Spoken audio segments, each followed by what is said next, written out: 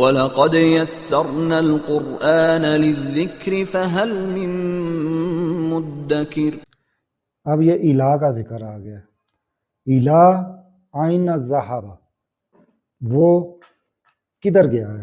اب الہ جیسے من کا بتایا تھا نا کہ وہ فرام، تو اس کا ہوتا ہے ٹو، یعنی کہ یہ منزل، مقصد، انتہا، اس کے لیے یوز ہوتا ہے عربی میں۔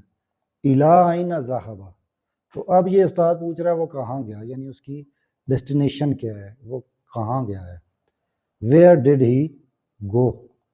تو سلمان نے کیا جواب دیا؟ ذہب الی المدیری۔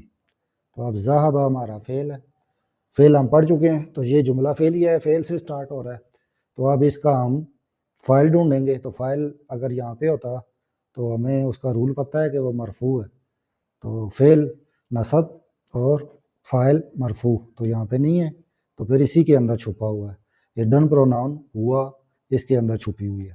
الہ ہمارا حرف جر ہے، مدیر ہی ہمارا اسم مجرور ہے۔ ذہب وہ گیا ہے، الہ طرف مدیری، وہ مدیر کی طرف گیا ہے، ٹھیک ہے، مدیر کے پاس گیا۔ اب اردو میں کی طرف لگا لیں، کے پاس لگا لیں، اور یہاں پہ تو ٹو ہی آئے گا۔ انگلش تو آپ کو پتہ ہے فکس ہے، اس کی پروپوزیشنز فکس ہے۔ تو یہ اس کی مثال ہے۔